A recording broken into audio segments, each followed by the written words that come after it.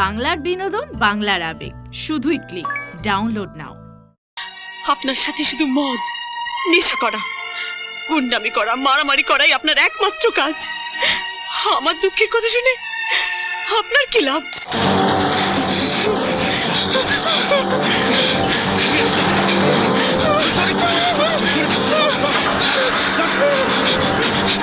দয়া করে আমাকে বাঁচান, আমাকে বাঁচান, আমাকে ওরা মেরে ফেলবে।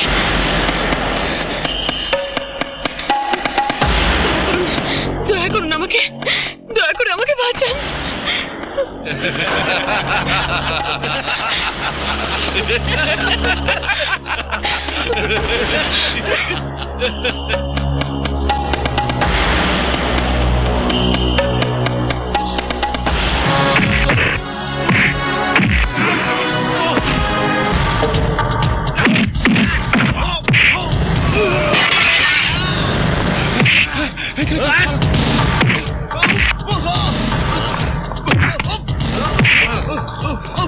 ভবিষ্যতে এই এলাকায় দেখলে না, মুখের জিওগ্রাফিটা পাল্টে দেবো।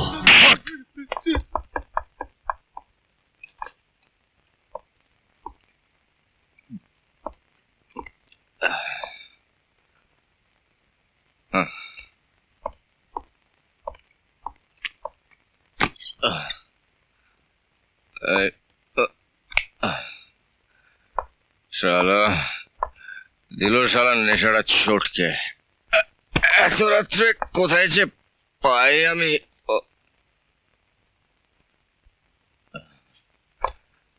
তুমি এত রাত্রে এখানে কি করছো? হ্যাঁ, না মানে এত রাতে আমি কোথায় যাই? কেন? যেখান থেকে এসেছিলে সেখানে? এখানে আমার তো কেউ নেই। তা আমি কি করব? বলছিলাম যে আজ রাতটুকুর মতন আমাকে যদি এখানে একটু আশ্রয় দেন, আমি কাল সকাল হলেই চলে যাব। এ তো আচ্ছা উটকো ঝামেলায় পড়লাম। দেখো ভাই, এই বস্তির এই ঘরটায় আমি একা থাকি। এই বস্তিতে আমার একটা সম্মান আছে। কাল সকালে ওর লোকে বলবে অর্জুন দাদার ঘরে একটা মেয়ে ছেলে আছে। না না না ভাই, আমি এর মধ্যে নেই। নিজের পথ নিজে দেখো। শুনুন, একটা অসহায় মেয়েকে আজ রাতটুকুনের জন্য আপনি আশ্রয় দেবেন না? এখানে তো আমি কাউকে চিনিও না, জানিও না। যদি আবার ওরা আমাকে... এই তো আচ্ছা ঝামেলায় পড়ে গেল। শালা অর্জুন দাদার নরম জায়গায় আঘাত দিয়েছে। শোনো, এই বস্তিতে আমার একটা সম্মান আছে। শুধু আজকে রাতটুকু থাকবে, কাল সকালে একেবারে সোজা এখান থেকে চলে যাবে। এই হচ্ছে আমার সাফ কথা। আমি আপনাকে কথা দিচ্ছি, আমি কাল সকাল হলেই চলে যাব। কাল সকাল হলেই চলে যাবে? কি কাল সকাল হলেই চলে যাব? ঠিক আছে, যাও একটা পরিষ্কার জায়গা দেখে শুয়ে পড়ো। কাল সকাল হলে চলে যাবে।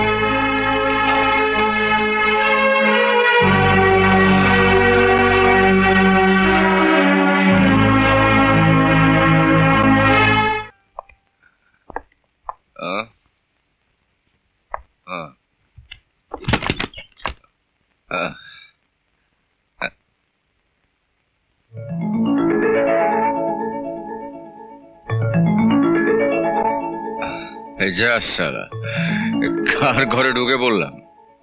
এই তো আমার ঘর নয়। সরি ভাই, সরি। চলে যাচ্ছে।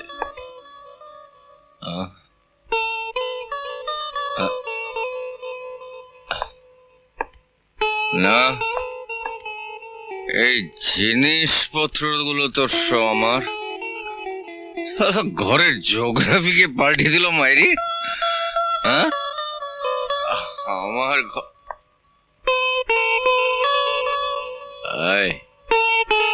তুমি কে? এসো, বেরিয়ে এসো।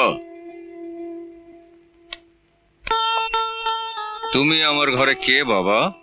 তোমাকে তো ঠিক চিনতে পারলাম না। হ্যাঁ, সেদিন রাতে আপনি তো আমাকে আশ্রয় দিয়েছিলেন। আমি তোমাকে? হ্যাঁ। ও হ্যাঁ, মনে পড়েছে, মনে পড়েছে। তা আমার ঘরের এই হুলিয়াটাকে পাল্টে দিল বাবা। আসলে একা একা সময় কাটছিল না তো, তাই ভাবলাম ঘরটা একটু গুছিয়ে রাখি। গুছিয়ে রাখি? হ্যাঁ, গুছিয়ে রাখি। ভালো, ভালো করেছো, তার জন্য অনেক অনেক থ্যাংক ইউ। হ্যাঁ, হ্যাঁ, মনে পড়েছে। আবার এই ব্রেনটা আস্তে আস্তে খুলছে, ওপেন হচ্ছে আমার এই ব্রেনটা। কাল রাত্রে আমি তোমায় বলেছিলাম যে সকাল হতে আমার বাড়ি থেকে আউট, গেট আউট। যাওনি কেন? যাওনি কেন? হ্যাঁ, কাল নয়, আপনি পরশু রাতে বলেছিলেন। পরশু রাত্রে? তাহলে মাঝখানে একটা গোটা দিন কোথায় গেল বাবা? আমি কি করে জানবো? তা অবশ্য ঠিক, তুমি জানবে কি করে? তোমার তো জানার কথা নয়। কিন্তু কিন্তু আমি যে তোমায় বলেছিলাম যে সকাল হতেই চলে যেতে, তা যাওনি কেন? হ্যাঁ, তুমি যাওনি কেন? না মানে, আপনি তো ঘরে ছিলেন না, আর আমি তালা চাবিও খুঁজে পাচ্ছিলাম না যে ঘরটা বন্ধ করে দিয়ে যাব। ঘর খোলা রেখে চলে যাব, তারপর যদি কিছু চুরি হয়ে যায় তখন তো আপনি আমাকেই চোর ভাববেন। ঠিক, আমি তোমাকে চোর ভাবতাম, ঠিক করেছো। কিন্তু কাল সকালে তুমি আগে যাবে, আমি তারপরে ঘরে তালা চাবি মেরে পকেটে এইভাবে চাবিটা রাখবো। নো কথা নরম চল। হ্যাঁ, তুমি আগে, আমি পরে তালা চাবি। Good night, good night, good night, good night.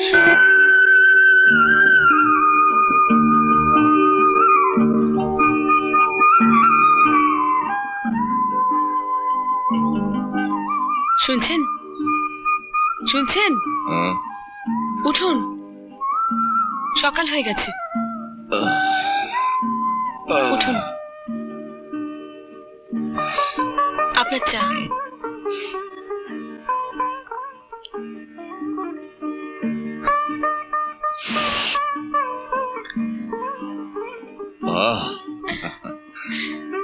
এবার তাহলে আমি যাই।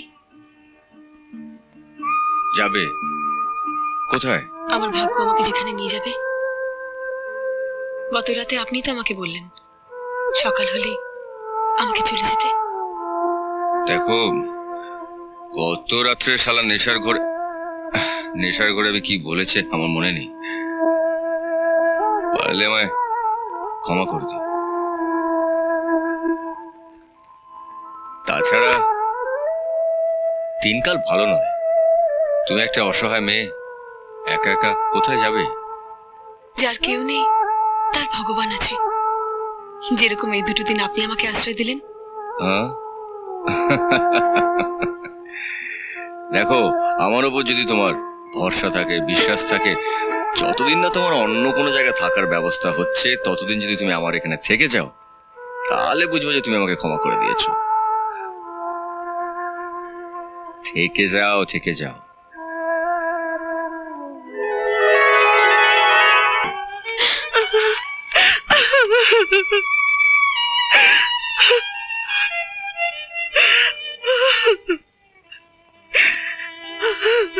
আহ,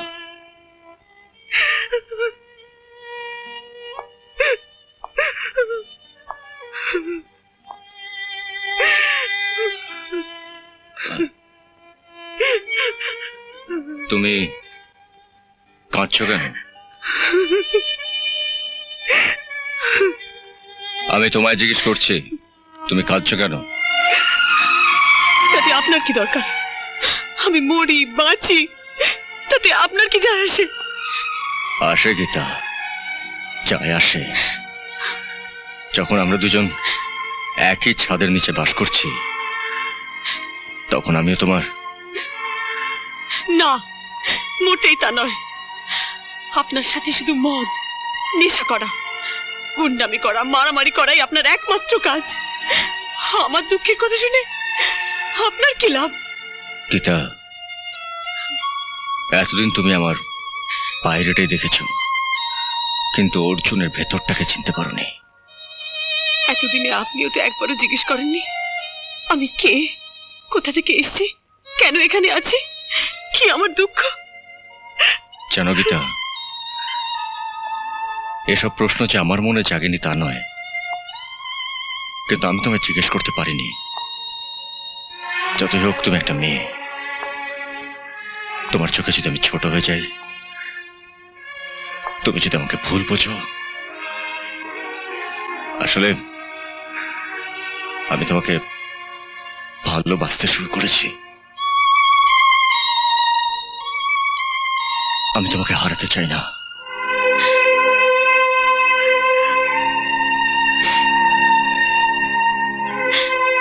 তাহলে কথা দাও অর্জুন, আজ থেকে তুমি আমার সুখ দুঃখের সাথী।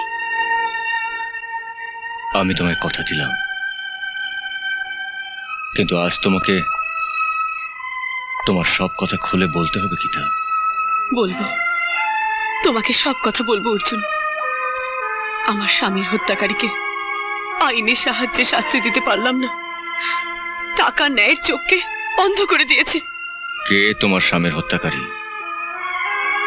বিরাট বড় বিজনেসম্যান রঞ্জিত চৌধুরীর ছেলে শক্তি।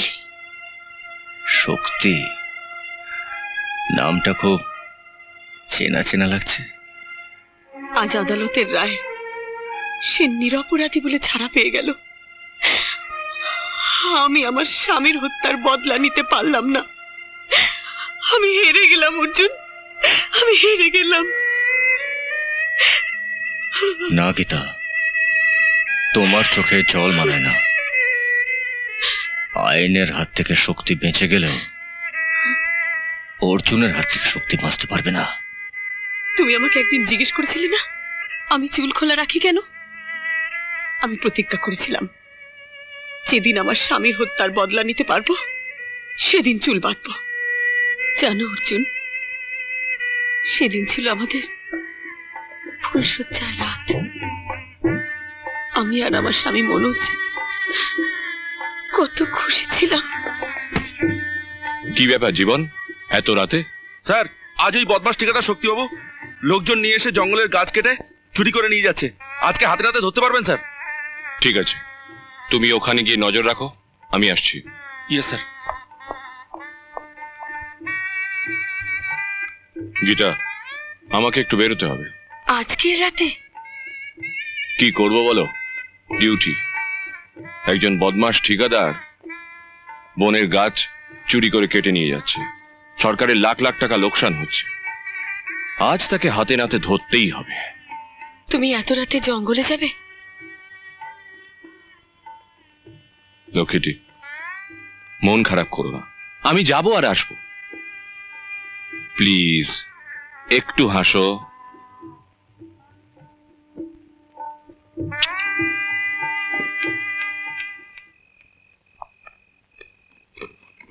এই দাঁড়াও।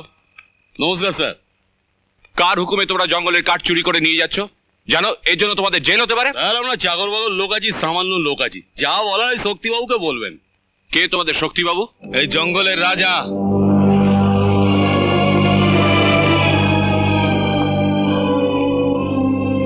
না, তুমি একজন সামান্য ঠিকাদার।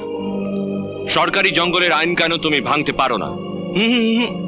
এই জঙ্গলে সরকারের নয়, এই শক্তি চৌধুরীর আইন চলে। আমি তোমাকে আগেও বলেছি, আবারও বলছি অফিসার, সরকার তোমাকে বছরে যত টাকা মাইনে দেয় সেই মাইনে আমি তোমাকে 1 মাসে দেব। যাও বাড়ি গিয়ে ঘুমাও। মিস্টার শক্তি, মনোজ মিত্রকে যে সহজে টাকা দিয়ে কেনা যায় না তা তুমি ভালো করেই জানো।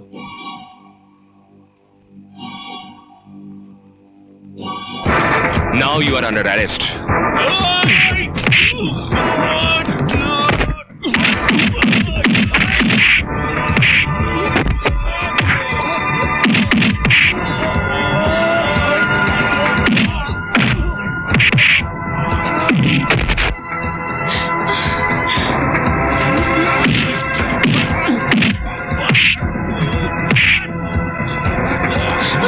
ছেড়ে দাও, ছেড়ে দাও। ছেড়ে দাও, ছেড়ে দাও বলছি। ছেড়ে দাও, ছেড়ে দাও।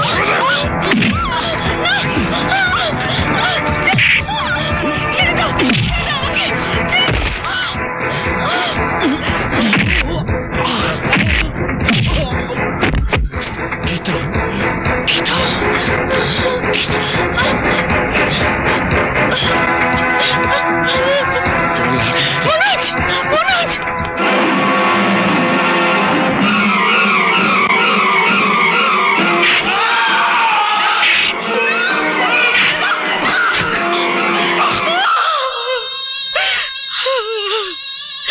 আমার চোখের সামনে সবকিছু শেষ হয়ে গেল, আর আজ আদালতেও আমি হেরে গেলাম। আমি হেরে গেলাম অর্জুন। মানুষের আদালতে তুমি হেরে গেছো গীতা, কিন্তু ভগবানের আদালতে নয়। আজ অর্জুনের হাত থেকে শক্তিকে কেউ বাঁচাতে পারবে না। ওর মৃত্যুর ঘন্টা বেজে গেছে।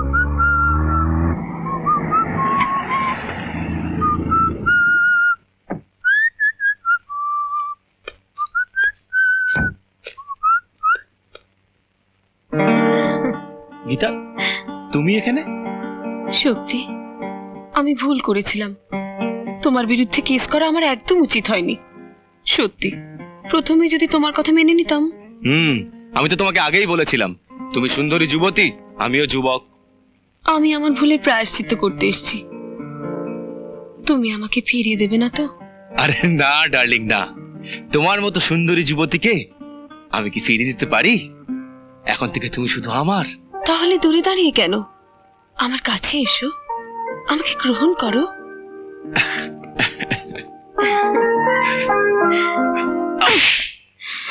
আচ্ছা, তোর এত বড় সাহস!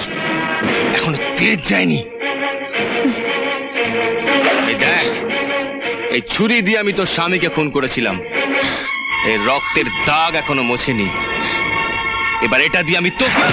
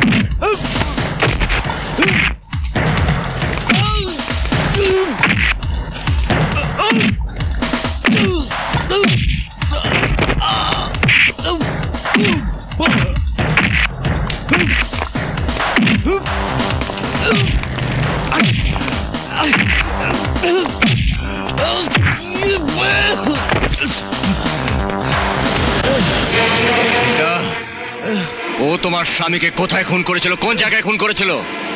এইখানে, এই জায়গাটায়। তাহলে দাঁড়িয়ে দেখছো কি? নাও নাও, তোমার স্বামীর খুনের বদলা নাও।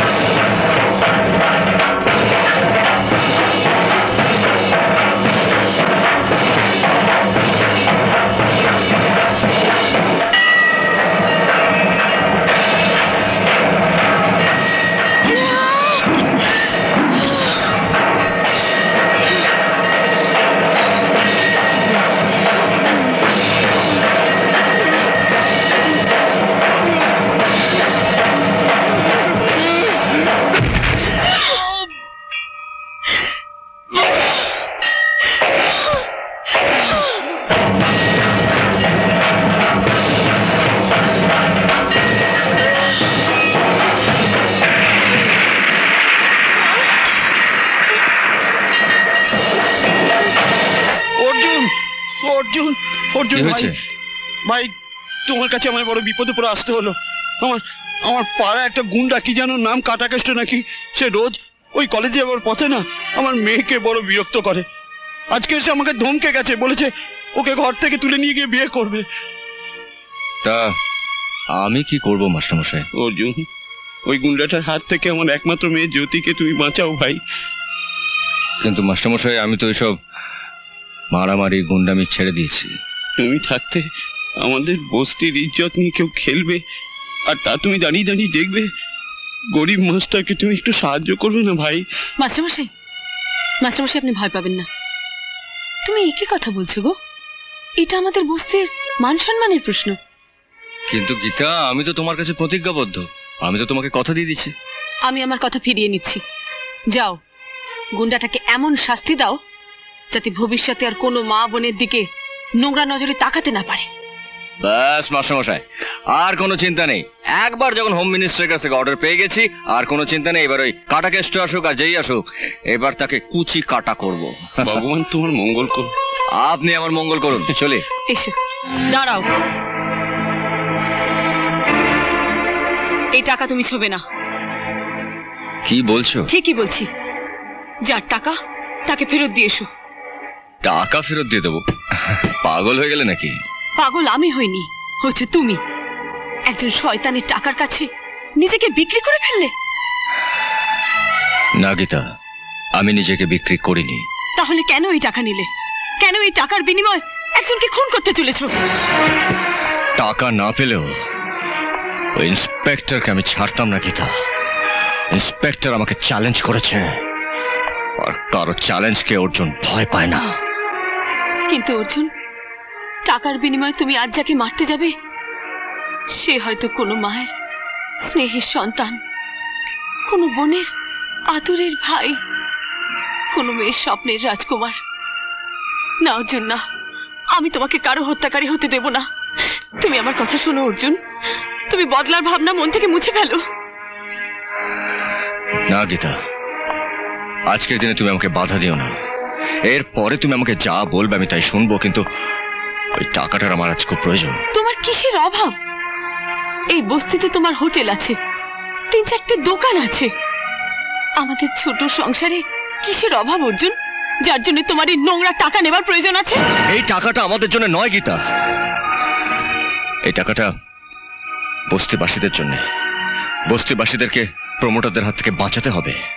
ও ঠিক আছে, আমার কথা যখন তুমি শুনবে না ঠিক করেছো, তখন তোমার যা খুশি তুমি তাই করো। আমি আজই এই বাড়ি থেকে চলে যাব। গীতা, আমার মাথার দিব্যি, যতক্ষণ না আমি ওখান থেকে ফিরে আসি তুমি এই ঘরের চৌকাটও পেরোবে না। দাঁড়ান জজ সাহেব, দাঁড়ান। গীতা, এইভাবে আদালতে আসার উদ্দেশ্য? এইভাবে আদালতে আসার জন্য আমাদের ক্ষমা করবেন ধর্মাবতার, কিন্তু এছাড়া কোনো উপায় ছিল না। একজন নিরপরাধী শাস্তি পাবে সেই কথা ভেবে আমার ম্যাডাম নিজে আদালতে এসেছেন। ও যে নির্দোষ তার সব প্রমাণ সুমিত্রা দেবীর কাছে আছে ধর্মাবতার। আপনার যা কিছু বলার কাঠগড়ায় এসে বলুন।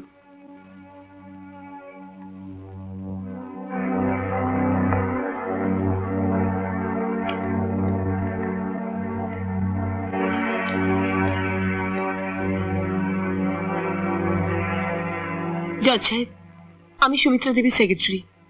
ওনার তরফে আমাকে কথা বলতে দেওয়ার অনুমতি দেওয়া হোক। কেন? উনি কি কথা বলতে পারেন না নাকি? বোবা? না, উনি বোবাও নন, কালাও নন। তবে এখন ওনার ভোকাল কর্ডে ইনফেকশন হয়েছে, তাই ডাক্তার ওনাকে কথা বলতে বারণ করেছে। তার মেডিকেল সার্টিফিকেটও আমার কাছে আছে।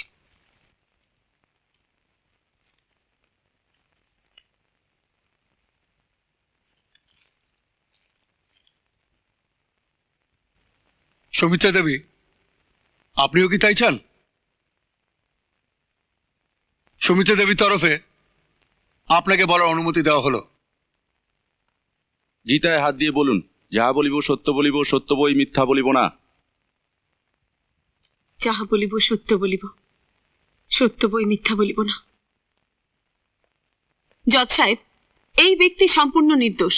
এ যা করেছে সবকিছু সুমিত্রা দেবীর নির্দেশে করেছে। অর্জুন, এ কি করছিস তুই? আজ তোর মা তোকে বাঁচাবার জন্য সমস্ত অপরাধ নিজের ওপর নিয়ে নিচ্ছে, আর তোর মায়ের অসমাপ্ত কাজ অসমাপ্তই থেকে যাবে, আর তুই নির্বাক হয়ে দেখবি। এসব মিথ্যা কথা জজ সাহেব। কোন সুমিত্রা দেবীকে আমি চিনি না, জানি না। এই মহিলা হচ্ছেন আমার স্ত্রী। উনি মিথ্যা কথা বলে কোর্টের সময় নষ্ট করছেন। আপনি ওর কথা বিশ্বাস করবেন না। না জজ সাহেব, এ মিথ্যা কথা বলছে। সুমিত্রা দেবী নিজের উদ্দেশ্য সাধন করার জন্য একে ভাড়া করেছিল। কেউ আমাকে ভাড়া করেনি। মন্ত্রীকে কিডন্যাপ করেছি আমি আমার স্ব ইচ্ছায়। তাই তাই যা শাস্তি দেওয়ার দয়া করে আমাকে দিন। ইয়োর অনার, এই পয়েন্টটা নোট করা হোক। একজন অপরাধী নিজে যখন আদালতের সামনে তার অপরাধ স্বীকার করে নিচ্ছে, তখন এই আদালতের সময় বৃথা নষ্ট না করে সেই অপরাধীর উপযুক্ত শাস্তির ব্যবস্থা করা হোক। শাস্তির ব্যবস্থা করা হোক বললেই তো আর শাস্তি দেওয়া যায় না। জজ সাহেব, আমার ম্যাডাম যখন সমস্ত দায়িত্ব নিজের উপর নিচ্ছেন, তখন একজন নিরপরাধীকে শাস্তি দেওয়ার কোনো যুক্তিই থাকতে পারে না। তাছাড়া আমার ম্যাডাম তো আর পাগল নন যে এত বড় একটা অপরাধ অকারণে নিজের উপর নেবেন। মিলর্ড, এনার কথায় যুক্তি আছে। এই কেসে যখন একজন থার্ড পার্টি দাঁড়িয়েছেন এবং সমস্ত অপরাধ নিজের উপর নিচ্ছেন, তখন আমার মক্কেল অর্জুনকে বেল দেওয়া হোক, যার আপিল আমি ইতিমধ্যেই আদালতে জমা দিয়েছি। বেল গ্রান্টেড, আপনি যেতে পারেন। Abhijit babu, now you can proceed. Your honour, এই কেসকে আগে চালানোর জন্যে আমি আদালতের কাছে আবেদন করছি যে সুমিত্রা দেবীর সম্বন্ধে কিছু তথ্যানুসন্ধানের জন্যে আমায় কিছুটা সময় দেওয়া হোক। ঠিক আছে, আপনাকে একদিনের সময় দেওয়া হলো।